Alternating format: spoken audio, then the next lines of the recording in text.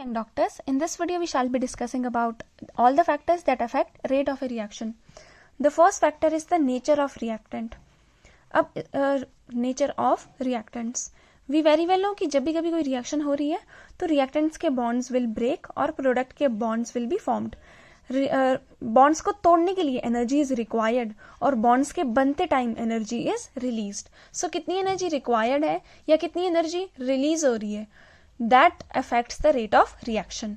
So overall मतलब कि different amount of energies are required for breaking of different bond and different amount of energies are released in the formation of different bond. That is why हर एक reaction का जो rate होगा वो different होगा. Second is concentration of reactant. अगर reactant की concentration जितनी ज़्यादा होगी रिएक्शन की रेट भी उतनी ही ज़्यादा होगी. वाई? बिकॉज हमने लॉ ऑफ मास एक्शन में पढ़ा था कि rate is directly proportional to the concentration of reactants.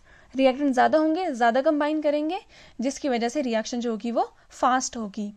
और नेक्स्ट टेम्परेचर, और अगर कंसंट्रेशन इनकी कम होगी तो rate will B slower. Third is temperature. Now temperature is the most important factor, क्योंकि जो रिएक्शन की रेट है वो टेम्परेचर इंक्रीज करने के साथ इंक्रीज होती है और जस्ट 10 डिग्री सेल्सियस टेम्परेचर बढ़ाने पर ही जो रिएक्शन की रेट है वो डबल हो जाती है to its previous rate. So new rate will become twice the previous rate when temperature is raised only by 10 degree Celsius. ऐसा क्यों होता है हम आगे पढ़ेंगे. कोलेजन ज्यादा होने लगते हैं, मॉलिक्यूल्स आपस में ज्यादा टकराते हैं, इफेक्टिव कोलेजन ज्यादा होता है, तो जब आपस में टकराएंगे तभी ज्यादा प्रोडक्ट्स बनेंगे. Fourth is presence of catalyst. So catalyst we very well know, catalyst reaction की स्पीड को इंक्रीज करते हैं without itself being consumed. Catalyst का काम क्या होता है, जैसे अगर मैं आपको डायग्रामेटिकली एक्सप्लेन करूं, यहाँ पे हो जाएगा रिएक्शन प्रोग्रेस ऑफ रिएक्शन और यहाँ पर हम लेते हैं एनर्जी का ग्राफ. तो ये ग्राफ कुछ ऐसे करके बनता है. ये होता है रिएक्टेंट्स की, जैसे ये मैंने बात कर ली है किसकी, यहाँ पे एनर्जी ज्यादा है, यहाँ पे एनर्जी कम हो रही है, तो इसने हीट रिलीज किया. ये वाली जैसे एक्सोथर्मिक रिएक्शन हम देख रहे हैं. तो यहाँ पे क्या होता है कि रिएक्टेंट के पास रिएक्टेंट को किसमें कन्वर्ट हो रहा है, होना है प्रोडक्ट में. बीच में ट्रांजिशन स्टेट बनती है जिसकी एनर्जी बहुत ज्यादा होती है. So all reactants have to cross this barrier, तो उनको एक्स्ट्रा अमाउंट ऑफ एनर्जी की रिक्वायरमेंट होती है, that is known as activation energy. और जो मिनिमम एनर्जी ट्रांजिशन स्टेट बनाने के लिए चाहिए that is known as threshold energy. So now what happens, उसको इतना ज्यादा एक्टिवेशन एनर्जी चाहिए प्रोडक्ट बनने के लिए, लेकिन जब कैटलिस्ट होगा ये बैरियर कम हो जाएगा. ऑल्टरनेट पाथवे प्रोवाइड करता है रिएक्शन को कैटलिस्ट, जिसकी वजह से एक्टिवेशन एनर्जी कम लगती है और थोड़ी ही एक्टिवेशन एनर्जी के साथ जो है वो प्रोडक्ट में कन्वर्ट हो जाएगा. दैट इज वाई कैटलिस्ट के ऐड करने पर भी रिएक्शन की जो रेट है वो इंक्रीज करती है. Next is surface area of reactants. अब सरफेस एरिया रिएक्टेंट का बड़ा होगा तो रिएक्शन जैसे अगर रिएजेंट है उनको रिएक्ट करना है तो सरफेस एरिया ज्यादा है, उनको ज्यादा साइट्स मिलेंगी रिएक्ट करने के लिए, जिसकी वजह से rate will be higher. So surface area बढ़ाने का एक तरीका है कि पाउडर्ड फॉर्म में ले लो. पाउडर्ड फॉर्म में अगर हमने कोई रिएक्टेंट लिया है तो उसकी जो रिएक्शन की रेट है वो ज्यादा होगी. जैसे कि हम लॉग ऑफ वुड को अगर हम लॉग ऑफ वुड को बर्न करेंगे तो वो थोड़ा स्लोली बर्न होगा, लेकिन अगर हम पीसेस ऑफ वुड को बर्न करेंगे तो that will burn faster. Why? Because pieces of wood are having larger surface area और greater surface area. Sixth is presence of light. Some reactions occur only in the presence of light. For example if we are taking an example of substitution reaction जहां पे free radical mechanism follow हो रहा था, so that reaction is also taking that reaction took place in the presence of light. So ऐसी कुछ reactions होती हैं जो लाइट की प्रेजेंस में होंगी तो उनमें भी अल्टीमेटली लाइट की वजह से रेट जो है वो इंक्रीज होगा. So factors affecting rate of reaction include nature of reactant, we have discuss this. Different amount of energy required होती है ब्रेकिंग के लिए और different amount of energy release होती है बॉन्ड के फॉर्मेशन के लिए. Concentration of reactant. According to law of mass action reaction की रेट उतनी ही ज्यादा होगी जितना रिएक्टेंट ज्यादा होंगे. Rate is directly proportional to concentration of reactant. Next is temperature. Rate of reaction increases with increase in temperature because वो ज्यादा रैंडमली मूव करेंगे तो more effective collisions will be there. ज्यादा कोलाइड करेंगे तो more products will be formed, तो hence rate of reaction will be more. And every 10 degree rise temperature पर rate of reaction becomes double. अगर पहले reaction 10 minute में हो रही थी, अब 10 डिग्री बढ़ाने पर सिर्फ 5 मिनट में हो जाएगी, तो रेट ऑफ रिएक्शन डबल हो गई. Next is presence of catalyst. Catalyst reaction की स्पीड को इंक्रीज करते हैं. मैंने आपको बताया कैसे, वो जो बैरियर है उसको कम कर देंगे by providing alternative pathway. And जो एक्टिवेशन एनर्जी है, कम एक्टिवेशन एनर्जी ये एक्टिवेशन एनर्जी को भी कम करते हैं। पहले अगर हमें ज़्यादा एनर्जी की रिक्वायरमेंट थी for the reactant to be converted into product, लेकिन अब कम एक्टिवेशन एनर्जी से ही काम चल जाएगा। नेक्स्ट है surface area of reactants. Reactant का सरफेस एरिया जितना ज़्यादा, रिएक्शन की रेट भी उतनी ही ज़्यादा। सरफेस एरिया को बढ़ाने का एक तरीका है कि जो भी हमारे पास सॉलिड है उसको क्रश करके पाउडर में कन्वर्ट कर ले, तब भी सरफेस एरिया बढ़ जाता है। Next is presence of light. कुछ रिएक्शन सिर्फ लाइट की प्रेजेंस में होती है, तो वहाँ पे लाइट की प्रेजेंस में rate will be greater. Rate law expression. Now जैसे जैसे केमिकल रिएक्शन प्रोसीड करेगी, for example A moles of B and B moles of B is reacting to give C moles of C and D moles of D. So as reaction proceeds, the concentration of reactant goes on decreasing and that of product goes on increasing. And it is also find out कि जो rate होती है that also goes on decreasing as the reaction proceeds. So here we can conclude कि जो rate of reaction है is directly proportional to the concentration of reactant. और यही वाला लॉ दिया था, law of mass action, Guldberg and Wagen in the year 1867. According to them, rate of a reaction is directly proportional to the concentration of reactant raised to the power which is equal to their stoichiometric coefficient in balanced chemical equation. अब इस proportionality को equality में convert करना है, we have to use a constant and that constant is known as rate constant.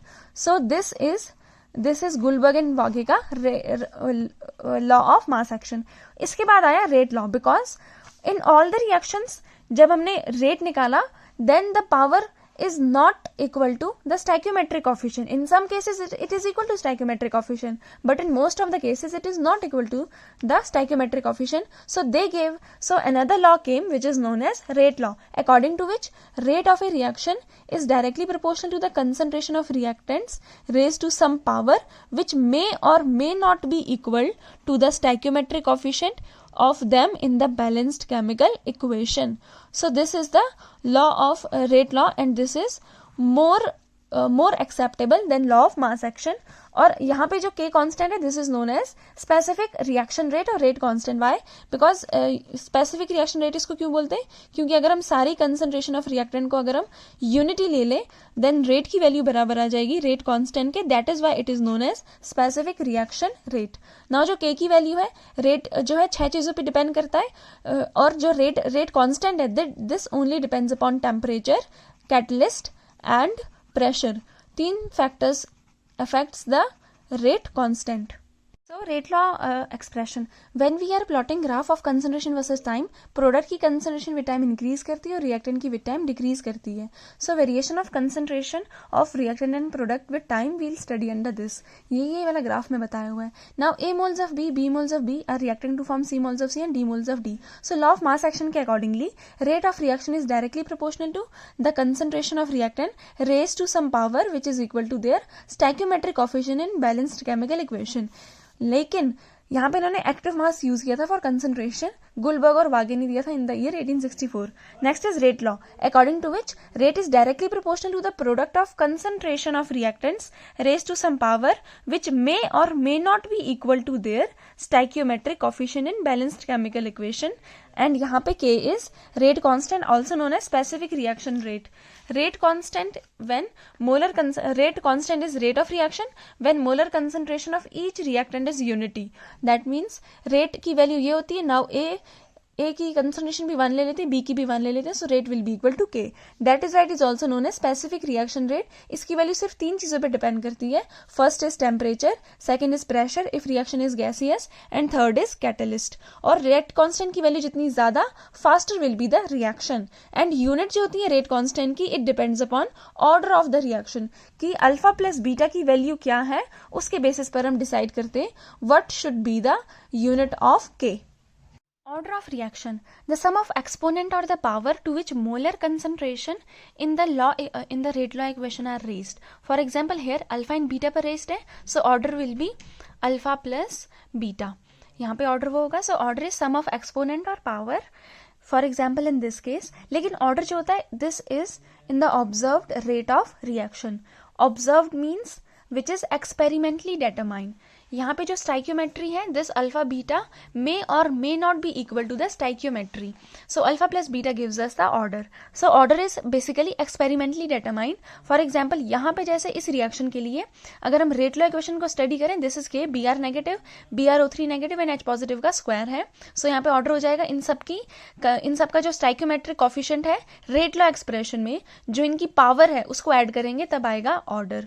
Now this value 1 Br negative नहीं, यहाँ पे 5 है रिएक्शन में, 1 यहाँ पे 1 है, यहाँ पे 2, यहाँ पे 6 है. सो दिस मे और may not be equal to the stoichiometric coefficient. In this case sunlight की प्रेजेंस में twice mole of HCl is forming. So H2 की पावर 0 है, Cl2 की भी पावर 0 है. That means this is a reaction of zero order where rate is equal to the rate constant. And also in other cases, for example nitrogen pentoxide के 2 moles जो है decompose करके nitrogen dioxide and oxygen दे रहे हैं. यहाँ पे अगर हम रेट लॉ इक्वेशन देखें which is experimentally determined and 2O5 की पावर 1 है. So order will be 1. In this case order will be 1 + 1 which is 2. In this case order is 1.5. So fractional order भी आ सकता है. Next is 2 moles of ammonia is decomposing to give nitrogen and hydrogen on platinum, on the surface of platinum. Here rate is 0, किसी पे depend नहीं कर रहा है, and rate is constant throughout. So कुछ enzyme catalyzed reactions which are occurring on metal surfaces are mostly zero order reaction. For example, HI on the surface of gold. This is also a reaction of zero order and rate remains constant throughout. Speed जैसे हमने बाकी reactions में पढ़ा था कि क्या होता है, हमने जनरली देखा था कि जो प्रोडक्ट रिएक्टेंट्स है उनकी कंसंट्रेशन विद टाइम डिक्रीज करी तो रेट भी डिक्रीज करता है, लेकिन जीरो ऑर्डर रिएक्शन के केस में rate remains constant throughout. In this case rate is ozone raise to the power 2 and oxygen raise to the power -1. So overall order will be 1. And in so rate with respect to ozone is 2. Order with respect to ozone is 2 and order with respect to oxygen is -1. And rate law equation for reversible reaction. If a reaction is reversible, forward reaction के लिए rate constant is K1, backward के लिए K2. So rate of reaction होता है rate of forward reaction minus rate of backward reaction. So in this way we calculate the overall rate. It is molecularity. So molecularity is the total number of atoms, ions, molecules that must collide with each other so as to result into a chemical reaction. So कितने moles आपस में combine करें to form product, that is molecularity. और जो molecularity है it is defined for elementary reactions जो सिर्फ एक ही स्टेप में हो रही हैं. अगर वो एक स्टेप से ज्यादा स्टेप में हो रही है देन डिफरेंट स्टेप्स के लिए molecularity will be different. So reactions which do not take place are called as complex reaction. So molecularity is the sum of molecules of the reactants in balanced chemical equation. For example, these three are elementary reactions. So इनके लिए molecularity, number of reactant 1, so molecularity is 1. Number of reactant 2, so molecularity 2. Here number of reactant 3, so molecularity is 3. So molecularity is defined only for elementary reactions. Single step reaction, it has no meaning for complex reactions. For example, this is a complex reaction. Now यहाँ पे 5, 6, 6 and 6, 12. 12 ions cannot come together and collide. So इसके लिए molecularity हम define नहीं कर सकते. So overall rate हमने जैसे order में भी पढ़ा था, overall rate depends upon slowest step. So slowest step is rate determining step. तो हम slowest step से ही rate मतलब order भी निकाल सकते हैं वहाँ से. ऑर्डर निकालने के और भी तरीके हैं, ग्राफिकल मेथड है, इनिशियल रेट मेथड है और इंटीग्रेटेड रेट लॉ इक्वेशन है, हाफ लाइफ है. मॉलिक्यूलैरिटी अगर हमें निकालनी है तो हम स्लोएस्ट स्टेप से ही निकालेंगे. Slowest step is the rate determining step. So molecularity is defined only for slowest step when complex reaction is concerned, whereas order जो है वो पूरे रिएक्शन के लिए होता है, वो सिर्फ स्लोएस्ट स्टेप के लिए नहीं होता. Order is for the complete reaction. For example in dinitrogen pentoxide it is forming nitrogen dioxide and oxygen. यहाँ पे रेट लॉ एक्सप्रेशन जो एक्सपेरिमेंटली डिटरमाइन किया ये आया, यहाँ पे ऑर्डर इज 1. लेकिन जब हमने इसका मैकेनिज्म स्टडी किया तो स्लोएस्ट स्टेप में 1 molecule is involve, so molecularity is also 1. और इस वाली रिएक्शन में रेट लॉ एक्सप्रेशन लिया, सो NO2 और F2 की कंसंट्रेशन पे डिपेंड कर रहा है, both raise to power 1. So here order is 1 + 1 that is 2. जब हमने इसका मैकेनिज्म स्टडी किया तो स्लोएस्ट स्टेप में 2 molecules are involve, so molecularity is 2. If we study this reaction, यहाँ पे 2 moles of NO plus oxygen gives 2 moles of NO2. Mechanism fast and slow step involved. Fast and slow steps are involved. We very well know. Molecularity हम निकालते हैं slowest step में कितने molecules are colliding. So यहाँ पे 2 molecules are there. So molecularity will be equal to 2. Now अगर हम rate law expression लिखें, rate will be equal to, rate also depends upon slow step. So this will be equal to K1 और reactants कितने, NO3 and NO. This will be the rate. लेकिन तो order 2 होना चाहिए, लेकिन क्या यहाँ पे ओरिजिनल रिएक्शन में NO3 है, नहीं है. सो NO3 को यहाँ पे कोई ना कोई वैल्यू इसकी जगह सब्सटीट्यूट करनी पड़ेगी. So there we take first reaction, that is fast reaction. ये इक्विलिब्रियम में इक्विलिब्रियम कांस्टेंट कितना होता है, the product of concentration of products that means NO3 upon the product of concentration of reactants that is NO and oxygen. सो ये आ जाएगी K की वैल्यू. अब अगर हम यहाँ से देखें तो NO3 की वैल्यू हमें चाहिए ऊपर सब्स्टिट्यूट करने के लिए. NO3 को यहीं पे रहने देते हैं.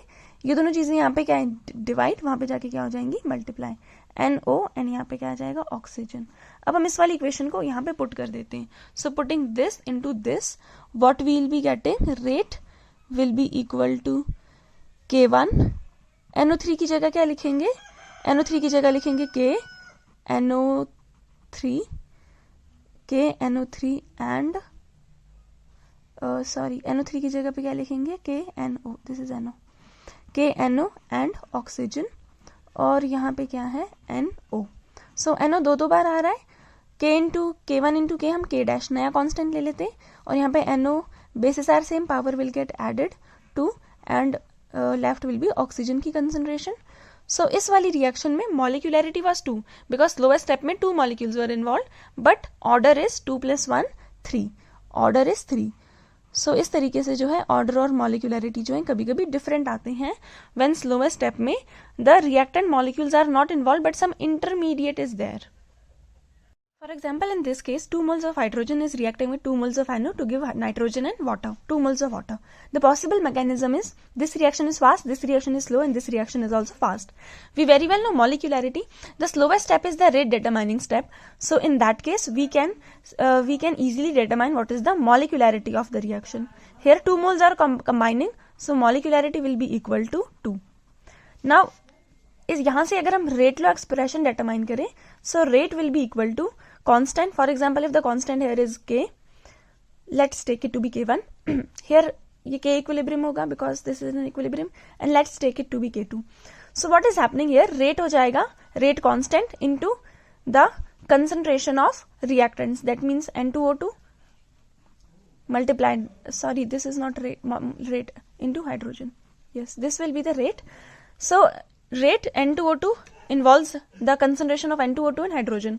But अगर हम original reaction देखें here, N2O2 is not in the original reaction, so we have to substitute the value of N2O2 in the rate law expression. तभी जाके हमें order पता चलेगा. So N2O2 यहाँ पे है K equilibrium.